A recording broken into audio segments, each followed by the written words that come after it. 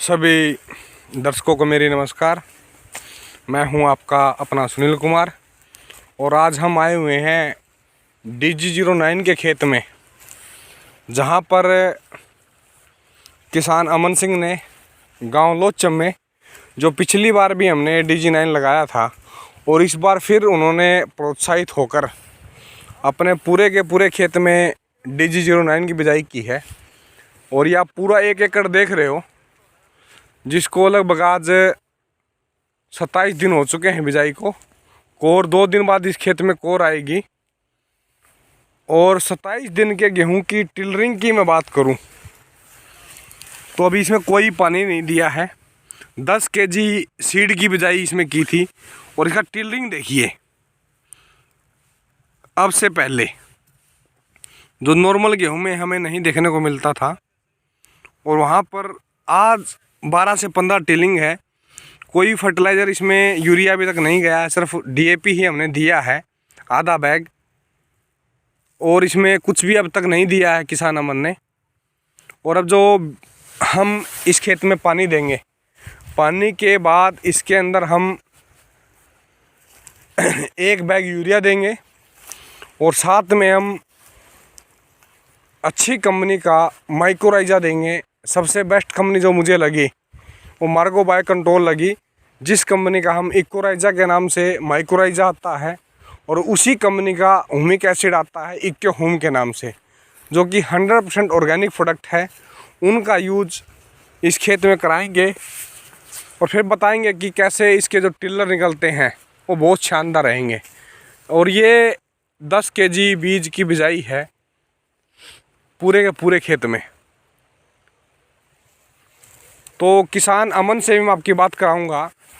तो अमन जी नमस्कार। नमस्कार जी। अमन जी, पिछली साल भी हमने यहाँ पे DG09 की कुछ एरिया में बिजाई की थी। आपका प्रोडक्शन बहुत अच्छा रहा था। आपने अब की बार उत्साहित होकर अपने पूरे खेत में DG09 लगाया है। अब की बार आपको कैसा फील हो रहा है 10 kg बीज डालकर? अब की बार आप जैसा कि देख रहे हैं अपने खेत में 10 किलो बीज डला है। और जैसे भी अभी फिलहाल पानी का टाइम आ गया, जो टिलरिंग देख रहे हो आप, सबसे बढ़िया लगी रही है। और जो फुटाव भी अच्छा चल रहा है, नीचे फुटाव अच्छा है। फुटाव अच्छा चल रहा है। आज 27 दिन का गेहूं हुआ है। हाँ। नॉर्मल गेहूं में जो किसान होता है 21-22 दिन पे पहला पानी देता है। आपका लेट होने का कारण मैं जान सकता हूं, किस लिए लेट आपने किया है? लेट जी 28 से 30 दिन बाद भी पानी देंगे पहला इसमें। ओके, क्योंकि इस गेहूं में बताया गया कि इस गेहूं में पानी की कम आवश्यकता होती है, इसलिए पहला पानी लगता है मुझे अमन जी ने डिलेड किया है। तो अमन जी, बाकी पूरे ब्लॉग में हम आपके साथ बने रहेंगे आने वाले टाइम पे, और हमारे किसान भाइयों को दिखाएंगे और बताएंगे कि कैसे अच्छी तकनीक के बीज लगाने से कैसी अच्छी पैदावार मिलती है और कैसे किसान को मुनाफा मिलता है। तो धन्यवाद अमन जी, आपने जो समय दिया। तो ये थे हमारे बीच किसान अमन जी, जिन्होंने बताया DG09 के बारे में लास्ट ईयर का अपना अनुभव। और फिलहाल हम लाइव इस खेत में हैं और इसका जो टिलरिंग है वो बहुत ही उत्साहित मैं उससे आज हूँ, क्योंकि लास्ट ईयर जो हमने बिजाई थी वो हमारी डिलेड थी। इस बार जो बिजाई हुई है वो समय से बिजाई है। नंबर ऑफ़ टिलरिंग बहुत ज़बरदस्त है।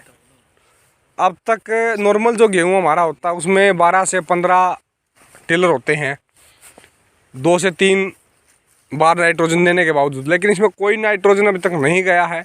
उसके बावजूद टिलर इसके बहुत ज़बरदस्त है। तो मुझे अपेक्षा है जो लास्ट ईयर हमारे 75-76 टिलर रहे थे, उससे ज़्यादा टिलर अब की बार और होंगे। तो आने वाले वीडियो में हम आपके साथ बने रहेंगे और आपको बताएंगे कि DG09 कैसे ग्रोथ करता है, क्या नाइट्रोजन इसमें देना है, कितना इसमें इकोराइजा देना है, कितना इक्यो होम देना है, हर प्रोडक्ट के बारे में बताएंगे। तो मेरी सभी किसान भाइयों से विनती है, जब भी पानी दें, यूरिया की मात्रा को पहली बार में बहुत सारे फार्मर 2 बैग, 1 बैग, 1.5 बैग डालता है।